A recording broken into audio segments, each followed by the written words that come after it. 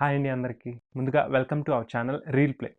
ఈరోజు రాజస్థాన్ చెన్నైని 8 ఓవర్లు మిగిలుండగానే 8 వికెట్ల తేడాతో చిత్తుగా ఓడించింది. ఇంకో పక్క చెన్నై పరిస్థితి చూసుకుంటే చాలా దారుణంగా ఉంది.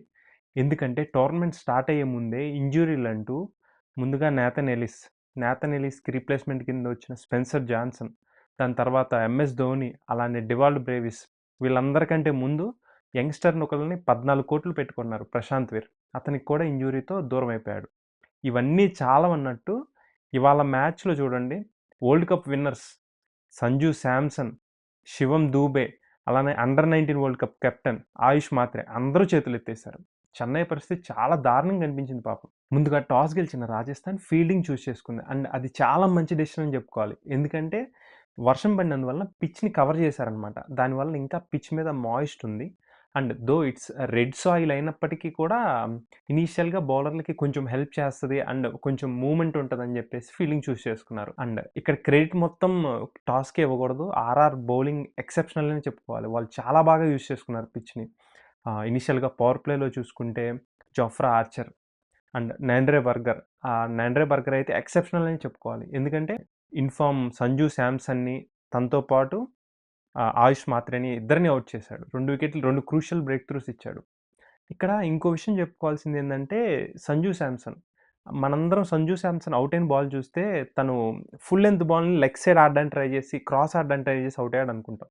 కానీ అక్కడ సంజు శాంసన్ మిస్టేక్ అయితే చేశాడు. కానీ అక్కడ ఆర్ఆర్ ట్రాప్ చేసి సంజు శాంసన్ చేత మిస్టేక్ చేయించారనమాట. ఎందుకంటే సంజు శాంసన్‌కి ఫీల్డింగ్ ఎలా పెట్టారంటే షార్ట్ మిడ్‌ని పెట్టారనమాట. షార్ట్ మిడ్ పెట్టేసరికి సంజు శాంసన్ ఏంటంటే ఆబ్వియస్‌గా ఫుల్ లెంగ్త్ బాల్ స్ట్రెయిట్ ఆడడానికి స్ట్రెయిట్ ఫీల్డర్ ఉన్నాడు కాబట్టి అలా ఆడడం కష్టం అని చెప్పేసి క్రాస్ తిప్పాడు. సో, ఆబ్వియస్‌గా ఆ బాలేసి సంజు శాంసన్‌ని ట్రాప్ ఏశారు.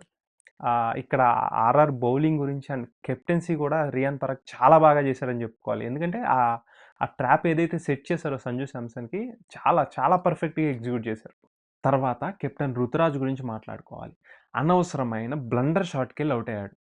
చూసుకుంటే సీఎస్‌కే బ్యాటింగ్ ఆర్డర్‌లో ఎక్స్‌పీరియన్స్ ఉన్న బ్యాట్స్‌మెన్స్ చాలా తక్కువ మంది ఉన్నారు. సంజు సామ్సన్, రుతురాజ్, అలానే శివం దూబే. మిగిలిందంతా ఇన్‌ఎక్స్‌పీరియన్స్‌డ్ బ్యాటింగ్ ఆర్డరే. రుతురాజ్ దిగిన ఫస్ట్ బాల్ నుంచే చాలా స్ట్రగుల్ అవుతూ కనిపించాడు.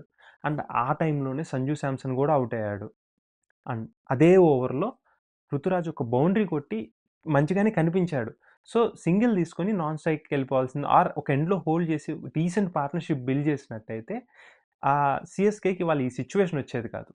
ఒక రకంగా చెప్పాలంటే సీఎస్‌కే బ్యాటింగ్ ఆర్డర్ కొలాప్స్ అవ్వడానికి కారణం రుతురాజే. తర్వాతొచ్చిన ఆయుష్ మాత్రే కూడా వెంటనే ఔట్ అవ్వటంతో సీఎస్‌కే ఇంకా ఇంపాక్ట్ ప్లేయర్ కింద సర్ఫరాజ్ ఖాన్‌ని తీసుకొచ్చారు. సర్ఫరాజ్ కూడా వచ్చి రాగానే చాలా మంచి షాట్స్ ఆడాడు. అండ్ చాలా మంచిగా కనెక్ట్ అవుతున్నట్టు కూడా అనిపించింది. కానీ దొరికిన స్టార్ట్‌ని పెద్ద ఇన్నింగ్స్ కింద కన్వర్ట్ చేయలేకపోయాడు. తర్వాత వచ్చి రాగానే శివం దూబే జడేజాని ఒక 6 అయితే కొట్టాడు. కానీ ఇక్కడ శివం దుబే ఇంకొన్ని బాల్స్ తీసుకొని కొంచెం ఆడుంటే బాగుండనిపించింది. దీనికి ఇంకా క్లియర్‌గా చెప్తా. ఎందుకంటే తను ఆడిన షాట్ ఏదైతే ఉందో అది జడేజా కావాలని ఔట్ సైడ్ ఆఫ్ ఏసాడు బాల్. చాలా బయటికేసాడు. దాన్ని లాంగ్ ఆఫ్ మీదగా ఆడదామని ట్రై చేస్తూ శివం దుబే క్యాచ్ ఔట్ అయ్యాడు. యాక్చువల్‌గా అది జడేజా చేసిన ట్రాప్. ఎందుకంటే శివం దుబే ఎలా ఆడతాడో జడేజాకి బాగా తెలుసు. సీఎస్‌కేలో ఇద్దరు ఉన్నప్పుడు జడేజా శివం దుబేకి చాలా సార్లు బౌలింగ్ ఏసాడు నెట్స్‌లో. అండ్ ఇది క్లియర్‌గా జడేజా కూడా ఇదే చెప్పాడు. అండ్ మరి శివం దుబే ఏమనుకున్నాడు లెఫ్ట్ ఆర్మ్ బౌలర్ కాబట్టి నాకు ఈజీగా క్లియర్ అయిపోద్దనుకున్నాడో ఏమో తెలీదు గానీ, అక్కడ అవసరం లేదు. ఎందుకంటే ఎక్స్‌పీరియన్స్ ఉన్న బ్యాట్స్‌మెన్స్ అందరూ ఔట్ అయిపోయారు. అసలు ఎక్స్‌పీరియన్స్ అనే కాదు. ఉన్న బ్యాట్స్‌మెన్‌లందరూ దాదాపు అయిపోయారు. అక్కడ క్రీజ్‌లో ఉంది అవతల ఎండ్‌లో కార్తిక్ శర్మ ఉన్నాడు. శివం దుబే దగ్గర నుంచి కూడా చాలా పెద్ద డిసప్పాయింట్‌మెంట్ ఇవాళ. కార్తిక్ శర్మ పెద్ద ఇన్నింగ్స్ అయితే ఆడలేదు గానీ, తనకి ఐపీఎల్ ఫస్ట్ మ్యాచ్ కాబట్టి పర్లేదనిపించే నాక్ అయితే ఆడాడు. అండ్ ఒకానొక టైంలో మనందరికీ డౌటొచ్చింది. సీఎస్‌కే 100 అయినా చేస్తదా అని. ఓవర్‌టర్న్ కింద మీద పడి కొంచెం కష్టపడి టీమ్‌కైతే గౌరవప్రదమైన స్కోర్ అందించాడు. అసలు సీఎస్‌కే ఇన్నింగ్స్‌లో హైయెస్ట్ వికెట్ పార్ట్నర్‌షిప్పే 30+ రన్స్ అనుకుంటా. అది కూడా లాస్ట్ వికెట్‌కొచ్చింది. వీటన్నిటిలోకి సీఎస్‌కేని ఒక్క విషయంలో మెచ్చుకోవాలి.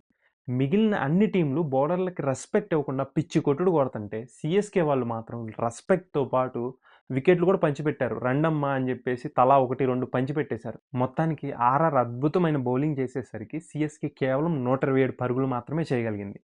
అలానే 128 రన్స్ టార్గెట్‌తో చేజింగ్ స్టార్ట్ చేసిన ఆర్ఆర్‌కి ఒక అద్భుతమైన స్టార్టే లభించిందని చెప్పాలి. అండ్ మ్యాచ్ రిజల్ట్ కూడా ఫస్ట్ ఓవర్‌లోనే తెలిసిపోయింది మనందరికీ. ఎందుకంటే వైభవ్ ఆడిన ఫస్ట్ బాలే ఒక క్యాచ్ ఇస్తాడు. దాన్ని కార్తిక్ శర్మ డ్రాప్ చేశాడు. వైభవ్ తర్వాత ఆడిన ఇన్నింగ్స్ ఏదైతే ఉందో అది అరాచకమనే చెప్పుకోవాలి.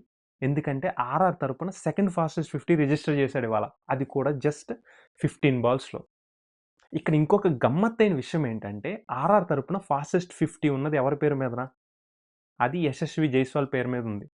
అలాంటి యశస్వి జైస్వాలే ఇవాళ "అరే! నీ బాదుడుకో దన్నంరా బాబు" అని స్ట్రైక్ వైభవ్‌కిచ్చి నాన్ స్ట్రైక్‌కెళ్ళిపోయేవాడు. అసలు వైభవ్ గురించి ఏం చెప్పుకోవాలి? 15 ఇయర్స్‌కి అసలు ఏం కొట్టుడు, అది ఏం బాదుడు?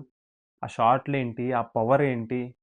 నాకు తెలిసి నేను 15 ఇయర్స్‌కి ఊళ్ళో గోళీలు ఆడుకుంటా, లేదంటే పొలాల్లో ఫెయిర్ డీల్ బాలో, స్టంపర్ బాల్‌తో క్రికెట్ ఆడుకుంటా ఉండేవాడినప్పుడు. వైభవ్ ఔట్ అయిన తర్వాత వన్ డౌన్ ధ్రువ్ జురేల్ వచ్చాడు. అసలు ఇది అన్‌ఎక్స్‌పెక్టెడ్. ఎందుకంటే వరల్డ్ కప్‌లో హెట్‌మేర్ ఎంత బాగా ఆడాడు వన్ డౌన్ పొజిషన్‌లో. కానీ ధ్రువ్ జురేల్‌ని తీసుకొచ్చారు. ఎందుకంటే వాళ్ళు లెఫ్ట్, రైట్ కాంబినేషన్స్ కోసం చూసుకున్నారు. ఇప్పుడే హెట్‌మేర్ వచ్చేసాడంటే మళ్ళీ కిందంతా రైట్ హ్యాండ్ అయిపోద్దని చెప్పేసి ధ్రువ్ జురేల్‌ని పంపించారు. సో, అది కూడా ఒక మంచి మూవ్ అనే చెప్పాలి. ఎందుకంటే ధ్రువ్ జురేల్ కూడా వచ్చి రాగానే మంచి షాట్స్ ఆడాడు.